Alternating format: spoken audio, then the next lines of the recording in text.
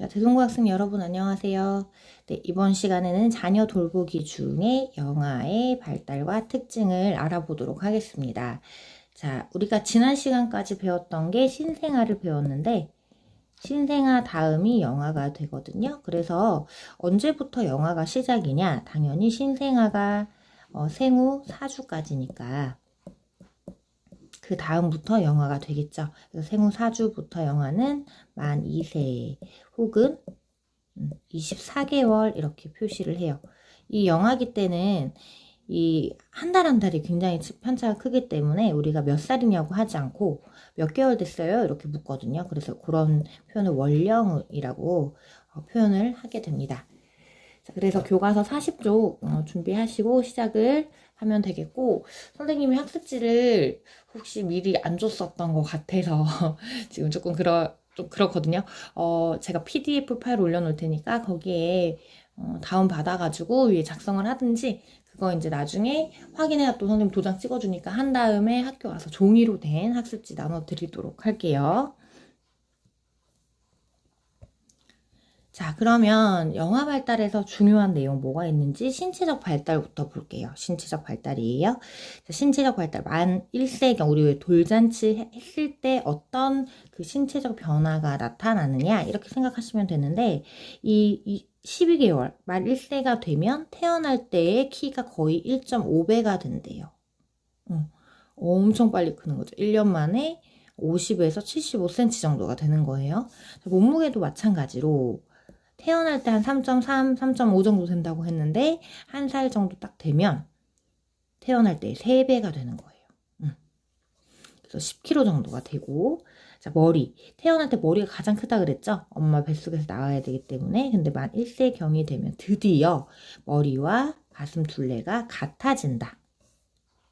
그리고 머리 비율이 태어날 때 한 4분의 1 정도 된다고 했었거든요. 만 2세가 되면 몸의 한 5분의 1 정도가 된다는 거.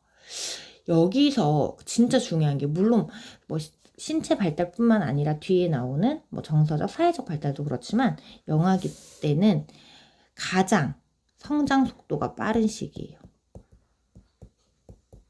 일생 중에서. 요거 이제 기억을 좀 해놓으셔야 돼요. 자, 성장 속도가 가장 빠른 시기가 언제냐? 그러면 영아기구나 이렇게 하시면 돼요. 크다는 말이 아니고 성장 속도가 기간에 비해 굉장히 빠르다 이렇게 보시면 됩니다. 자, 그 중에 우리가 이제 태어날 때 없었던 것 중 하나 치아예요. 치아를 한번 볼 텐데 교과서에도 그림이 좀 나와 있고, 네. 그 다음에 지금 선생님도 밑에 이렇게 해놨는데, 아기 때 나는 치아를 우리가 뭐라고 부르냐? 전니라고 해요. 또 다른 말로 유치라는 표현을 쓰기도 하죠. 유치라고도 하고, 전니라고도 합니다. 자, 전니는 생후 6개월부터 이제 서서히 나기 시작을 하는데, 여러분이 좀 헷갈리지 말고 기억을 해줬으면 좋겠는 게 가장 먼저 나는 치아는 어디 건가 이거 생각하시면 좋겠어요. 자, 우리가 앞니가 먼저 난다는 사실은 좀 잘 알고 있는데 흔히 윗니가 먼저 난다 그래요. 위에 있는 치아가 먼저 난다라고 생각을 많이 하는데 절대 아니고 어디부터? 앞니 중에 아랫부분이 먼저 납니다. 그리고 아랫부분 난 다음에 윗니가 나죠. 그 다음에는 윗니가 먼저 나요. 이거 이제 헷갈리면 안 되죠. 그래서 여기 하나씩 이렇게 나게 됩니다. 그리고 그 다음에 아랫니가 이렇게 나죠. 돌잔치 할 때는 앞니, 위, 아래 4개씩 해서 한 8개 정도가 난 상태가 돼요. 이렇게 나요. 그 다음에 또 중요한데요. 여기 약간 공백이 있단 말이에요. 여기 무슨 치아가 들어갈까요? 이게 중요해요. 송곳니 자리가 없어요. 송곳니가 아직 나지 않은 상태. 그래서 요거는 가장 앞니와 가까이 있는 어금니가 되죠. 그래서 어금니가 먼저 나고 그 다음에 송곳니가 나는 거죠. 하나 둘 셋 넷 하고 여기에 채워진단 말이에요. 이게 송곳니. 드디어 난단 말이에요. 그래서 앞니 나고 그 다음 뭐 나죠? 어금니가 하나씩 나고 어금니가 하나씩 나다 보니까 총 위아래 4개 4개 난 다음에 그 다음 송곳니가 난다. 이거를 좀 기억을 해두시면 됩니다. 여기까지 꼭 요 부분 좀 기억하고 앞니 중엔 어디가 먼저 난다? 아랫니가 먼저 난다. 요거 기억을 해주세요. 결국 송곳니가 많은 이제 동물들 살펴보면 거의 육식동물이잖아요. 그리고 이제 뭐 채식하는 그 동물들을 보면 거의 어금니가 발달이 돼 있어. 송곳니는 없단 말이에요. 거의. 근데 우리가 송곳니도 있고 어금니도 있다. 여러 가지 음식을 다 먹을 수 있는 건데 송곳니보다 어금니가 빨리 난다는 건 육류보다는 어떤 거? 네. 채식이나 곡류를 먼저 먹게 된다는 거죠. 이 얘기를 왜 하냐? 채식과 곡류 같은 음식, 이유식 할 때 이거를 먼저 하고 그 다음에 고기를 가른 고기를 먹기 때문에 이 얘기를 한번 언급하는 겁니다. 네, 그러면 전니는 총 몇 개일까? 이것도 한번 알아봐야 되겠죠? 총 전니는 20개. 네, 20개예요. 20개가 나고 그러면 지금 여러분이 갖고 있는 치아 그리고 선생님이 가지고 있는 치아 이걸 뭐라고 하죠? 네, 영구치라고 하죠. 영구치는 몇 개일까요? 이것도 중요할 것 같은데 영구치는 사람마다 좀 차이가 있는데 보통은 28개에서 32개예요. 자, 32개, 28개, 4개가 차이 나는 이유는 사랑니. 안 나는 사람도 있죠. 그래서 어떤 사람은 28개까지만 나고 어떤 사람은 다 나면 32개까지 난다. 그래서 가장 안쪽에 있는 어금니들은 전니는 나지 않고 시간이 흐르면 바로 영구치가 돼서 나오는 거. 그리고 우리가 영구치는 빠진다고 치료 안 해도 된다라고 생각할 수 있는데 절대 그러시면 안 되죠. 영구치 치료 안 하면 치아를 받치고 있는 잇몸이 무너지기 때문에 그 유치도 굉장히 신경을 써줘야 된다는 사실. 자, 그 다음에 운동기능 발달 특징 한번 보도록 할게요. 자, 여러분들이 항상 기억을 해야 되는 건 이 발달 순서가 있다는 거예요. 발달 순서. 우리가 아기가 태어날 때 머리가 진짜 크고 몸통은 큰데 팔다리가 짧잖아요. 그래서 이런 것들을 보면 머리가 가장 크다가 점점 몸과 다리가 길어지잖아요. 그래서 머리에서 아랫부분 상하 방향으로 발달을 한다. 그 다음에 대근육, 소근육으로 발달하고 몸통에서 팔다리 쪽으로 발달한다. 그래서 중앙심에서 어디로? 말단으로 발달한다. 요거를 좀 기억을 해 놓으시면 우리 나중에 운동기능 뭐 어떤 체육 운동 해야 되는지 봤을 때 중심에서 발달하고 그 대근육이 먼저 발달하기 때문에 정교한 것보다는 몸을 전체적으로 쓰는 걸 먼저 한 다음에 뭐 굉장히 작은 블록이라든지 글씨 쓰기를 하게 되는 거예요. 이런 부분이 있다는 거. 자, 이 발달에서 중요한 거 개인차가 있지만 순서와 시기는 일정하다. 이게 무슨 말이냐면 아기들이 앉아야 앉기라고 할게요. 앉기. 그 다음에 설 수 있어요. 그래야 걸을 수가 있거든요. 이런 말이에요. 이게 누구나 이렇다는 얘기예요. 하지만 개인차가 있다는 거는 어떤 애는 앉는 게 7개월에 앉는데 어떤 애는 6개월에 앉을 수도 있고 어떤 애는 8개월에 앉을 수도 있다는 이런 뜻이에요. 이 순서는 절대 바뀌지 않죠. 요 순서는 일정하단 말이에요. 그게 요 말이고 개인차가 있다는 거는 그 시작점이 언젠지는 좀 차이가 난다. 이렇게 보시면 돼요. 우리 어릴 때 엄마들이 아마 굉장히 막 걷고 할 때 기뻐하고 막 아장아장 걷는 거 보고 좋아했을 텐데 이 걷기 위해서 많은 노력이 필요하대요. 아까 얘기했지만 아기는 머리가 굉장히 크기 때문에 머리를 지탱할 수 있는 몸의 근육이 어느 정도 발달이 돼야 걸을 수가 있고 뛸 수가 있어요. 그래서 제일 먼저 하는 게 뭐냐? 목을 가누는 거. 3, 4개월에는 목을 가누고 7, 8개월에는 혼자 앉고 그 다음에 9에서 10개월쯤 되면 설 수 있고 그 다음에 보통 한 12개월쯤 되면 이제 시작하는데 걸을 수 있고, 그 다음에 만 한 2세, 그러니까 영아가 끝날 무렵 돼야 달릴 수가 있죠.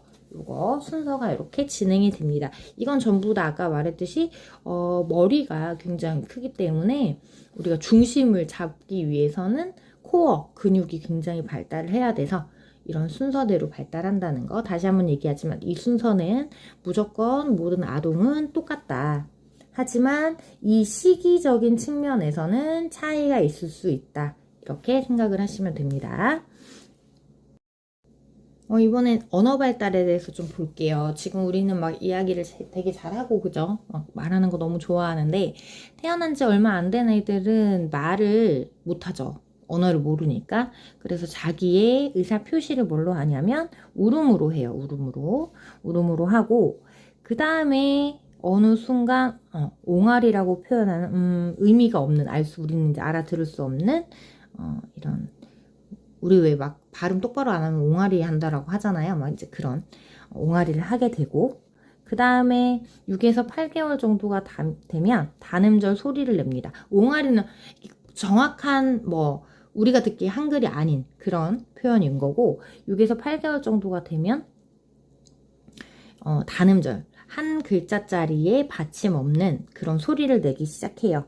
그리고 이제 중요한 게 12개월쯤 되면 드디어 한 단어를 말하게 되는데 의미 있는 말을 시작을 하게 되죠. 그 한 단어로, 그러니까 문장이 아닌 거죠. 한 단어로 말을 하는데 거의 대부분 시작이 아마 거의 비슷할 거예요. 엄마를 먼저 시작하죠. 그 다음에 이제 맘마 같은 표현, 이런 거 많이 해요. 그래서 우리 사실 엄마를 부를 때 선생님도 예전에 그랬는데 엄마의 모든 게 다 들어있잖아요. 뭐 짜증도 들어있고 슬플 때도 엄마 이렇게 부르기도 하고 그러죠. 그래서 엄마 한 단어를 이용해서 여러 가지 의미를 또 표현하기도 하고, 그 다음에 드디어 12에서 24개월 이제 2살이 가까워지면 두 단어로 이야기를 할 수가 있어요. 이 두 단어를 붙인단 말이에요. 그 배가 고파요. 그러면 일단 엄마 부르고 맘마라고 할 수도 있고 아빠, 까까 뭐 이런 식으로 표현한단 말이에요. 이거를 뭐라고 하냐면 전보식 언어라고 해요. 전보식 언어. 전보식 언어 보이나? 안 보이죠? 전보식. 이 전보식 언어가 왜 이런 말이 나왔냐면 옛날에 우리 휴대폰도 없고 위급하고 이럴 때는 우리 전보 친다고 옛날에 했거든요. 무수 보호점 딱 치면은 빨리 이제 가는 건데, 이게 이제 글자 하나당 돈을 받다 보니까 조사나 동사는 안 쓰고 무조건 단어로만 표현을 했단 말이에요. 그러다 보니까 이거를 전보식 언어라는 말을 쓰게 됩니다. 여기서 언어 발달에 대한 영상 잠깐 보고 또 연결해서 한번 사회성 발달 알아보도록 할게요. 심리학자로 베이비 사인을 최초로 연구한 린다 A 커덜러. 그녀 역시 끊임없이 자기 의사 표현을 하려는 딸을 보면서 뭔가 규칙성을 발견했다. Now, what you'll see is this little boy has a sign for fish, which is, and watch how he tells his mom what that is. Baby signs are very easy gestures that babies can make. They're not hard. They're like this or like this, and they stand for things that babies want to talk about. Because babies don't have the capacity, the ability to say words until they're about, 14, 15 months. But there's a lot going on in their heads that they want to talk about. So if you help them use a baby sign, then they can tell you what they're thinking. 아이들은 처음엔 고개를 흔든다든지 턱을 치켜 올린다든지 하는 본능적인 사인으로 의사를 표현한다. 그러다가 선풍기, 스위치 등 사물을 나타내는 상징적인 사인으로 발전한다. 그러나 어느 아기나 똑같은 베이비 사인을 사용하는 것은 아니다.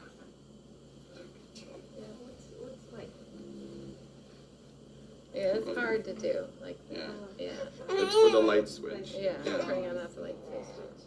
And then the fan is what? Fan. That's right. Right? Yeah. Fan. That's the fan. Could you put me down? Yeah, I could. But do you want to share one more sign?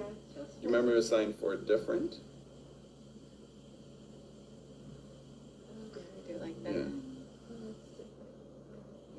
Jackson's version, though, when he wants to eat something different, is he just kind of goes, and we get the point. Baby Signs provides them a way to do that, and it just makes the number of positive, warm, loving interactions much higher than it would be without Baby Signs. And that's so important for emotional development throughout life. So the reason to do Baby Signs is to have a better relationship with your child.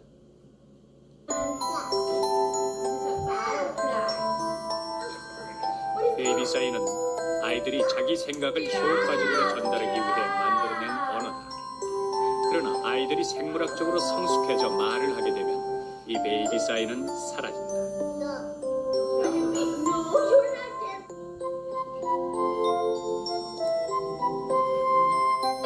아이들은 이제 인간만이 갖고 있는 음성 언어의 세계로 들어가게 된다.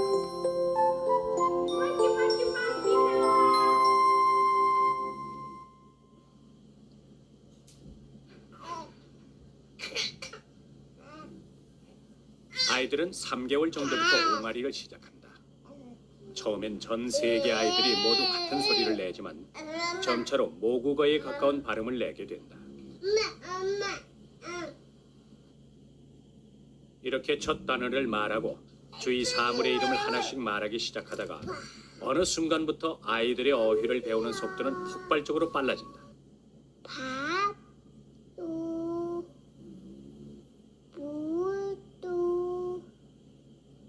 초콜릿, 아땅. 그리고 36개월이 되면 어른들과 거의 비슷한 수준으로 말을 한다. 우는 것이 고작이던 아이들이 말을 하기까지 도대체 어떤 과정이 있을까?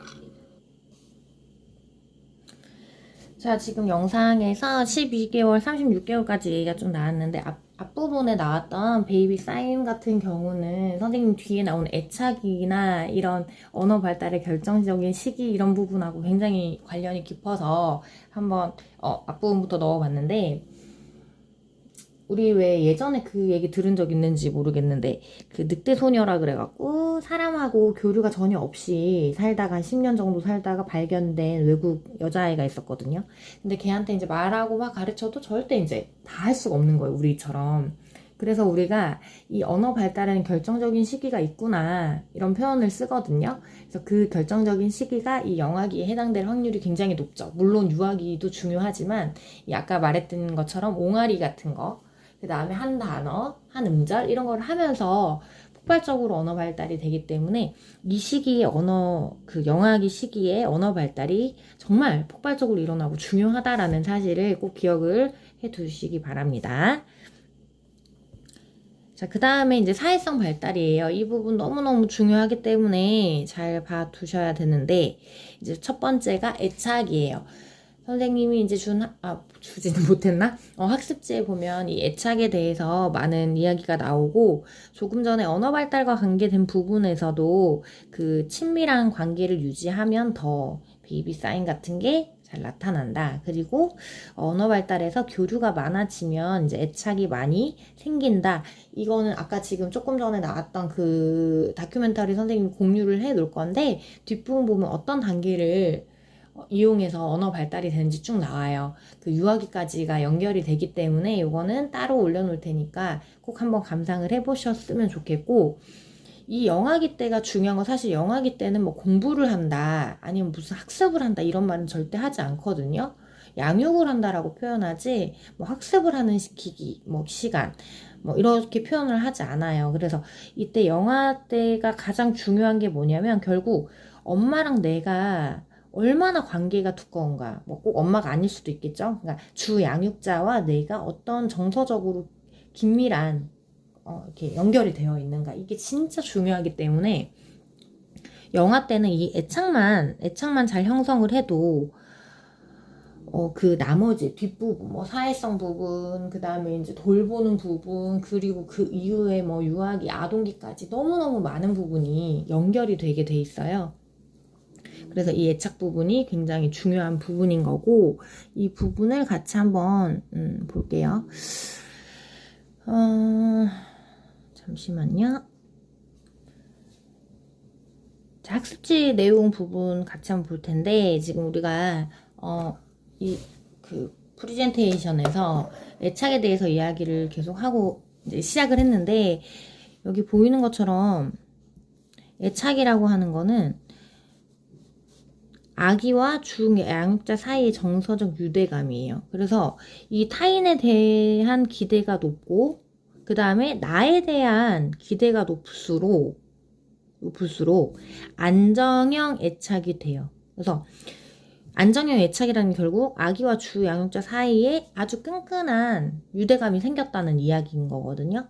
근데 타인에 대한 기대가 너무 높은데 내 자신에 대한 기대가 나는 못해. 난 좀 혼자서는 아무것도 못해. 이런 식으로 하면 또 집착형, 불안정 애착 중에 약간 집착형이 되는 거예요. 그러니까 안정형 애착을 빼고는 전부 다 불안정한 애착인데 이 중에도 이 타인에 대한 기대의 높고 낮음, 그리고 자신에 대한 기대의 높고 낮음에 따라서 집착형이 되기도 하고 회피하는데 공포형이 되기도 하고 거부형이 되기도 해요.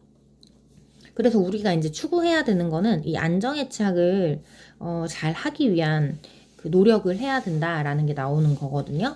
그래서 이 부분도 영상 선생님이 따로 한번 올려놓을 테니까 그 부분 체크해서 좀 보도록 하면 좋겠고, 그 다음에 이 애착이 형성되는 과정에서 나타나는 것이 여기 나오는 것처럼 격리불안 혹은 분리불안이라고 하는 이런 불안이 나타나요. 엄마가 너무 친밀하기 때문에 엄마가 사라졌을 때 불안해하는 거, 이렇게 생각을 하면 되는데 그게 이제 나타나기 시작을 하죠.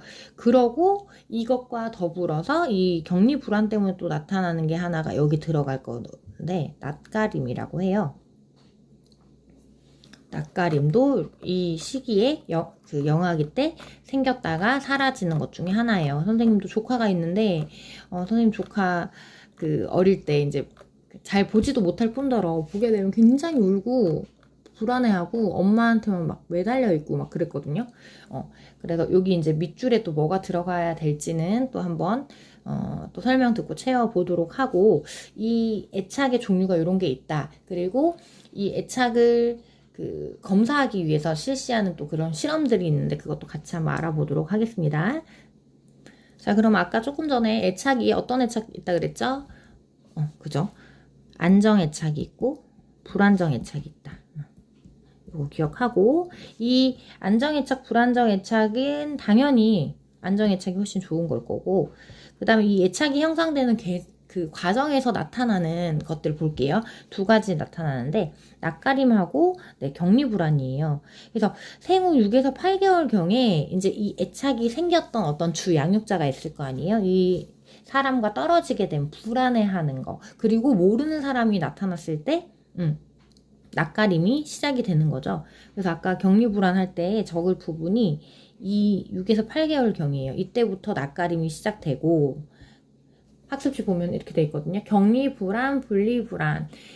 생후 6에서 8개월 사이에 낯가림이 시작되고, 생후 12개월경에 가장 심해진다. 선생님 학습지는 15개월경 되어 있는데, 요 무렵에 1살에서 1년 반 사이에 가장 심해지고, 그 다음에 이제 이 격리불안.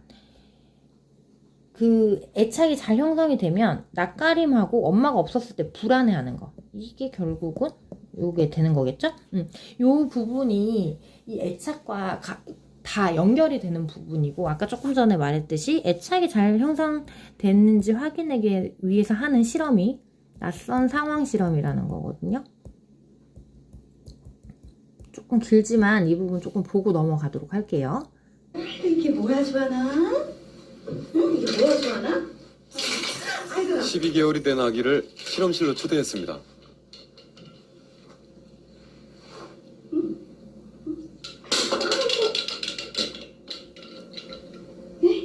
던졌어. 아이고.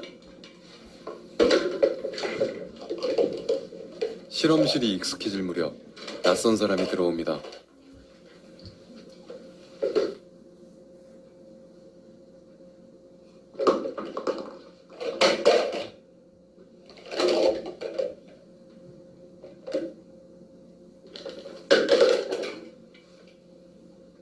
그래도 엄마만 있다면 무서울 게 없습니다. 지금 소리가 났어. 똑똑똑 소리 났어. 네. 또 네. 또 징그러라. 징글제 들어가.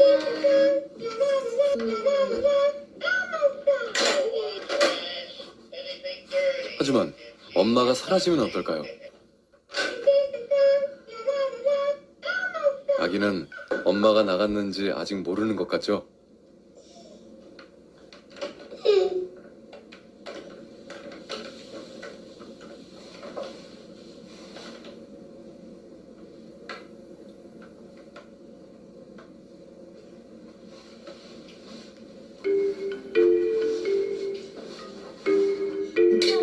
재밌어요. 아기들은 이 불편한 상황에서 어떻게 반응할까요?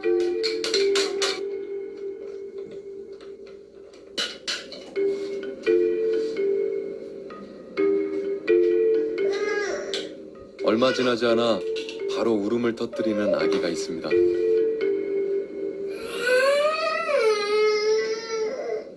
오신대.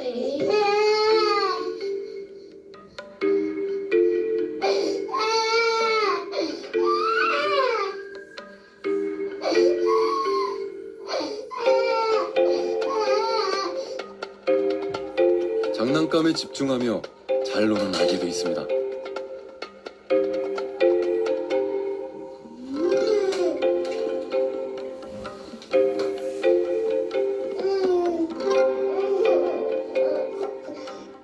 하지만 이 아기도 결국에는 울음을 터뜨리며 엄마를 찾습니다.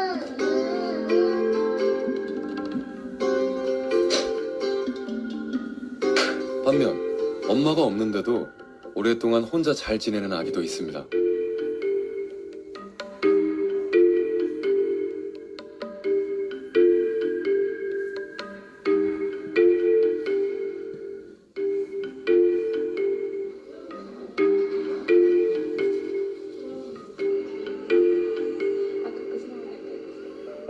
아기를 키우는 보통 엄마들은 어떤 아기에게 더 관심을 보일까요? 가족이 많아서 어른들, 할머니, 할아버지나 삼촌, 이모처럼 자주 왕래를 해서 낯선 사람에 대한 경계심도 많이 없는 상태인 것 같고요. 엄마들은 그 시기에 너무 시간이 없어. 정말 스트레스를 너무 많이 우울증까지 올 정도로 시간이 없는데 이 아이 같은 경우는 엄마한테 어느 정도의 자기 뭐 하다못해 편하게 설거지, 음악 들으면서 설거지 할 수 있는 그 시간을 줄 수 있는 아이 같아요. 많은 엄마들은 엄마가 없을 때도 울지 않고 불편한 상황을 잘 견뎌냈던 아기들에게 호감을 보입니다. 엄마 아빠가 편하죠. 그렇게 막 순하고 그러니까.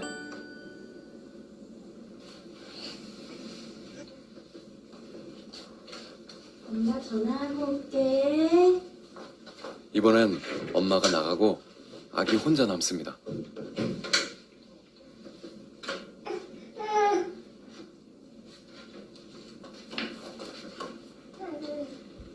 아기에게는 엄청난 스트레스 상황입니다.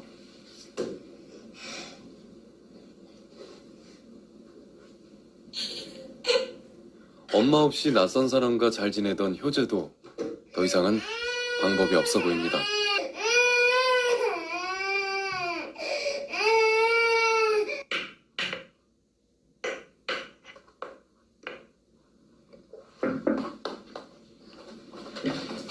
하율아, 엄마 전화하고 올게요. 알았지요? 기다리고 있어.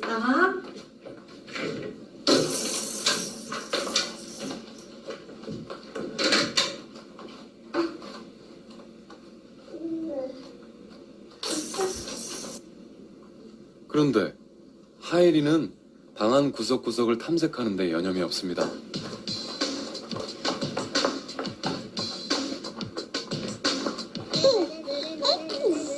이제 12개월밖에 안 된 하엘이 다른 아기들과는 분명 다른 반응을 보입니다. 그렇다면 하엘이는 정말 아무렇지도 않은 걸까요?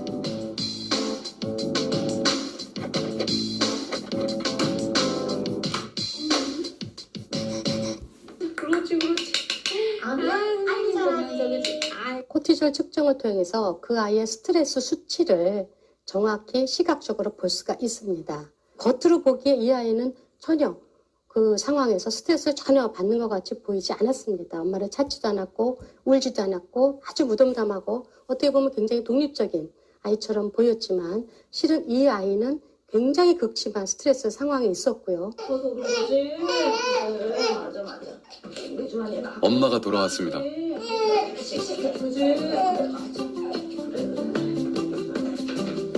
엄마의 힘이 놀랍지 않은가요?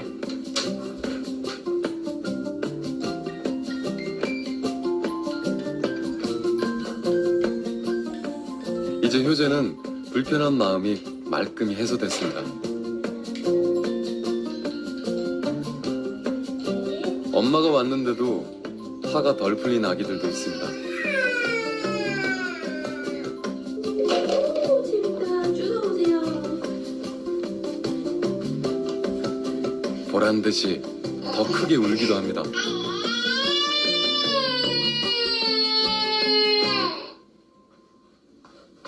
반면 하일이는 엄마가 있을 때나 없을 때나 큰 변화가 없습니다.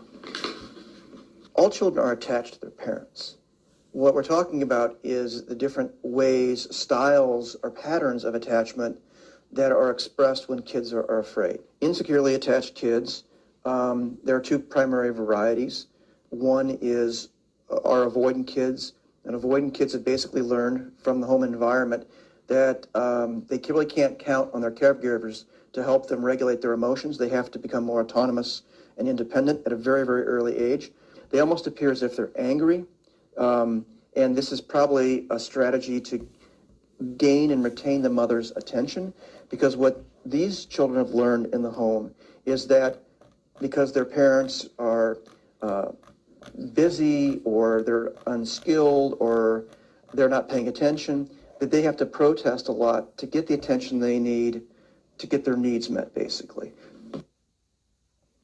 좀 길지만 이 실험을 보게 되면은 우리가 낯선 상황에서 아이들의 반응을 통해서 얘가 진짜 안정된 애착을 보이고 있는지 아닌지를 알 수 있는 걸 알 수가 있어요. 그래서 나갔을 때 아이가 우는 거 너무 당연한 건 거고, 돌아왔을 때 이제 얘가 엄마가 돌아왔을 때 이후의 행동을 통해서 이게 안정 애착인지 저항 애착인지 회피하는 애착인지 이런 것들을 알 수 있게 된다는 거 이제 기억을 해 놓으시면 되겠습니다.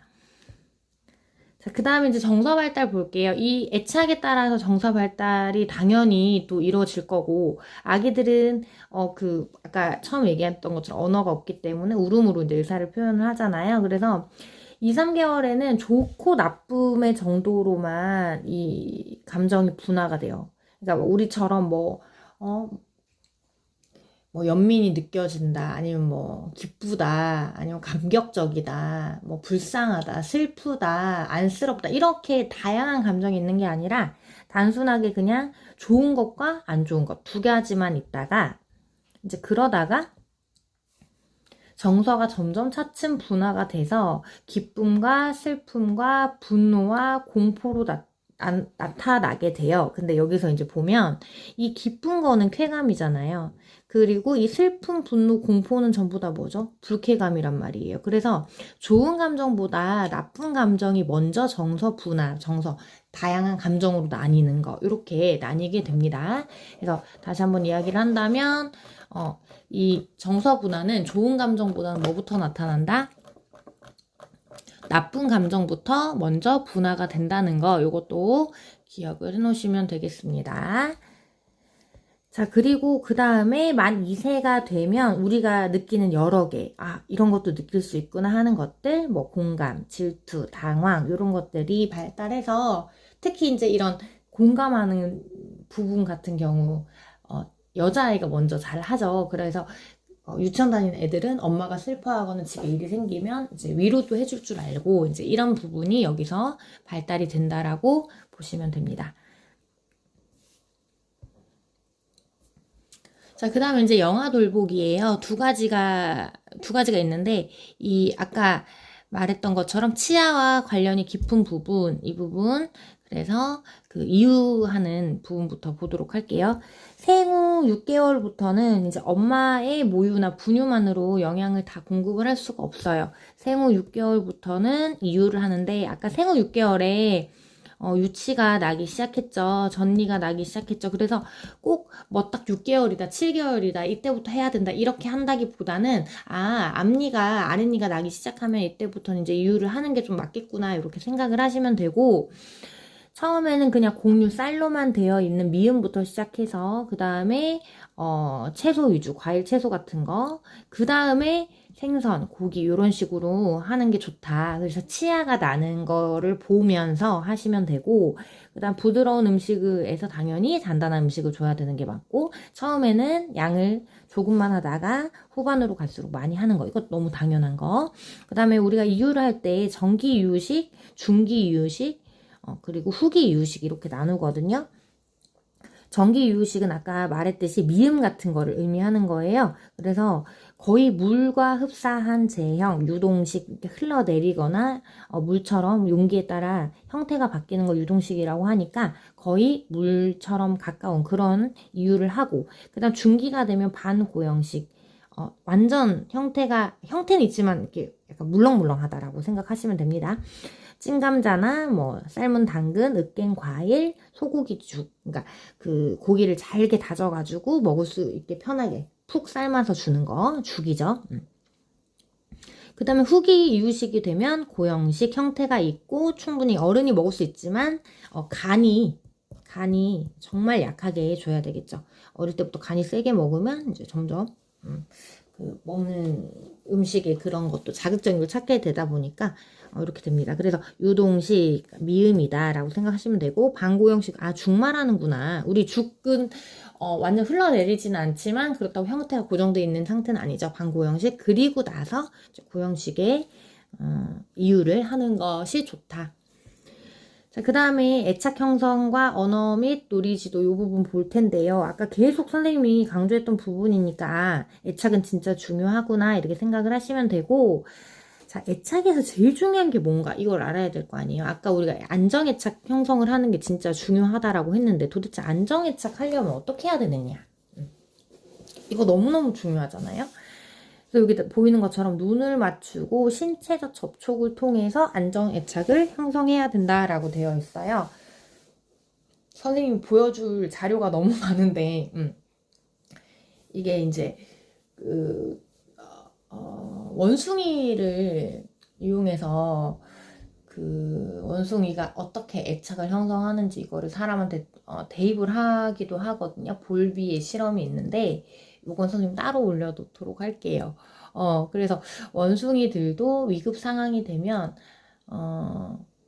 이 스킨십은 아니지만 부드러운 천으로 만들어진 인형에 매달려 있거든요.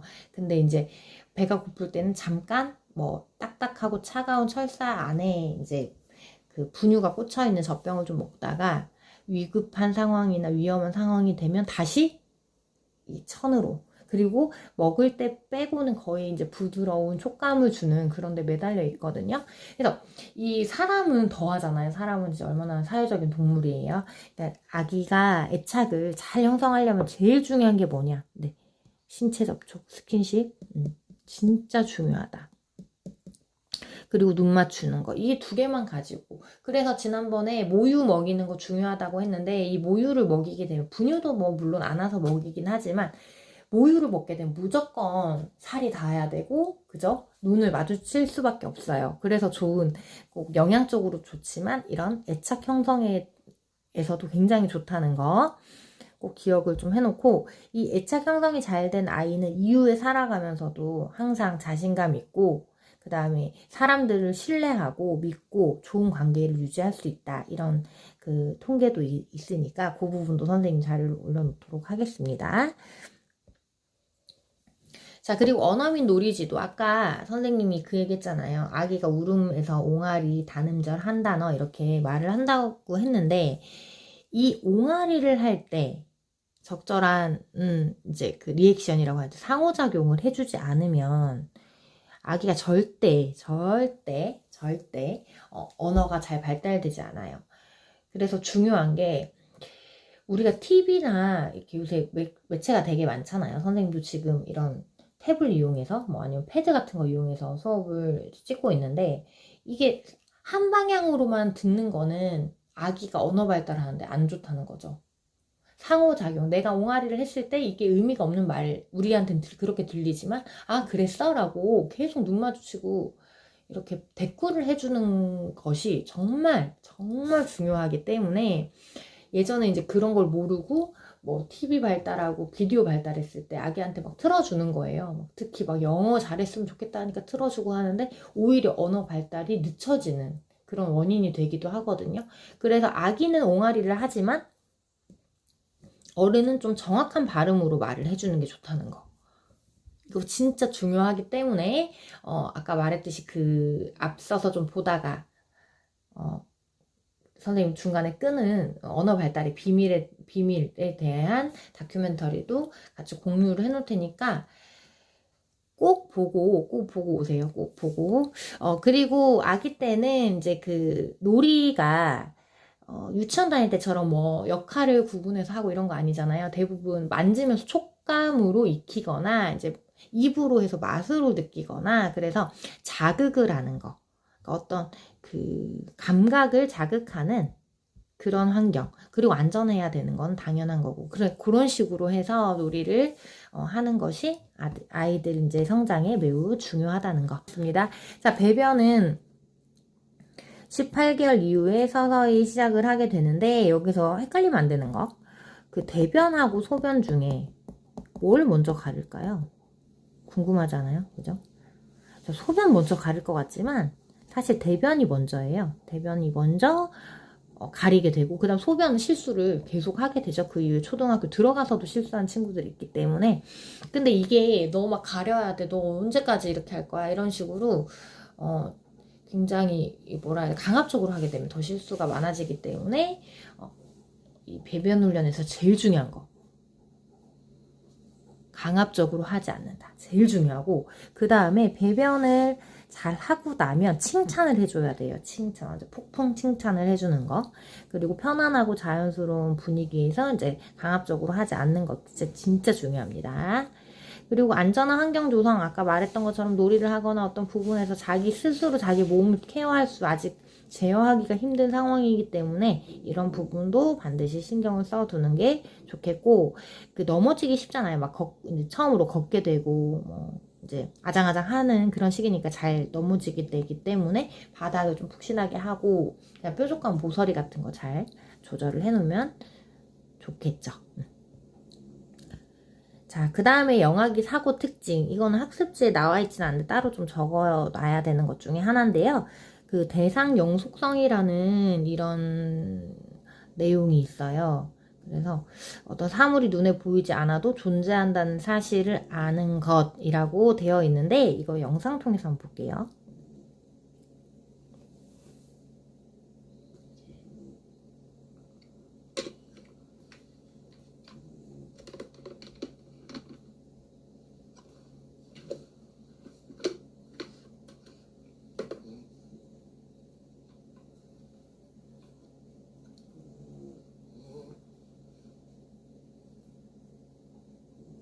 물건을 숨기고 덮었는데 그거를 열고 찾아내는 거죠. 너무 갖고 싶어요, 그죠?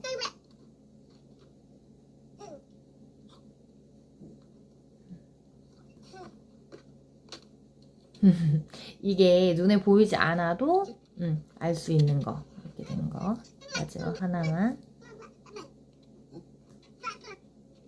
감춰져 있는 걸 찾을 수 있는 거.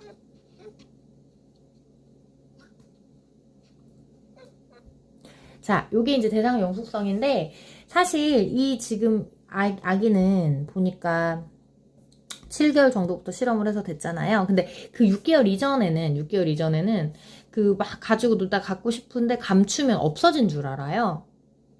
근데 이제 7개월이 되면은 그게 눈에 지금 당장 보이지 않지만 저기 들어있구나를 아는 거. 그게 대상 영속성. 어떤 물건이 계속해서 존재한다 이런 뜻입니다. 그래서 이걸 이용해서 많이 하는 놀이가 까꿍이에요. 까꿍놀이. 그 얼굴 가리면 없어진 줄 알고 막 하다가 생기면 너무 놀래는 거. 근데 이 대상 영속성이 생기고 나면 이 까꿍놀이가 재미가 없는 거죠. 어차피 손 뒤에 있는 걸 아니까 그런 것들 이게 이제 대상 영속성이 되는 거고, 영아기 사고 특징 중에 이것만 하는 이유는 유아기 때는 이제 사고의 특징이 많은데 영아기 때는 진짜 그 말 그대로 정서적 발달이 중요하기 때문에 이 부분이 그렇게 강조되지 않는 부분, 그리고 인지적 측면에서는 많은 부분이 발달되지는 않는 상태이기 때문에, 물론 그렇다고 이때 방치를 하게 되면은 그 이후에 발달이 잘 안 되겠죠. 하지만 여기서 두드러지게 인지 발달이다 라고 할 수 있는 건 요 하나라서 이 대상 영속성을 기억해 두시면 되겠습니다. 영아기 사고의 특징 중에 가장 대표적인 인지적 발달은 대상 영속성이다, 이렇게 기억을 해두세요. 자, 영아 발달을 돕는 놀이 해가지고 여러 개가 나오는데, 대부분 전부 보면 뭐 무릎 그네 태우기, 친근감 형성, 그 다음에 인형을 밥 먹이는 모방 놀이, 그래서 그리고 뭐 스티커 붙이면서 눈하고 손의 협응력, 이거는 이제 나중에 유아기 하면서 또 배울 텐데, 그 다음에 이제 밀가루 반죽하면서 아까 말했듯이 감각기관을 발달하는 거, 뭐 이런 식으로 놀이를 좀 하게 되면 영아 정서 발달에 아주 도움이 될 것 같아요. 그래서 오늘은 영아 발달의 특징과 영아를 어떻게 돌봐야 되는지 봤는데요. 오늘 강조한 거 뭐 너무 많아가지고 학교 와서 이제 한번 복습을 하겠지만 그 부분 잘 보고 그다음 학교 와서 학습지도 같이 채우고 그렇게 할게요. 오늘 너무 늦어져가지고 너무 길어졌죠. 너무 길어져가지고 미안하고, 시험 잘 끝났는데 즐거운 한 주 보내고 그다음 월요일에 수행평가 준비해서 그렇게 오도록 했으면 좋겠습니다. 수행평가 알죠? 내가 어떻게 컸는지 성장일기 해와서 선생님이 처음에 오리엔테이션 자료에 준 거 보면 어떤 부분 들어간다라고 적혀있는 오리엔테이션 그 종이 있어요. 그래서 내가 몸무게 뭐 이런 게 중요한 게 아니고 또 밑에 뭘 적어야 되는지도 꼭 알아오셔야 그 시험 치는데 큰 무리 없이 칠 수 있습니다. 다시 한번 이야기할게요. 수행평가, 나의 성장일기 돌아오면 그 서술형평가 점수 채점하면서 채점하고 요것도 수행평가도 바로 실시하도록 할 거니까 그렇게 반드시 기억하고 준비해 오도록 합니다. 고생하셨습니다.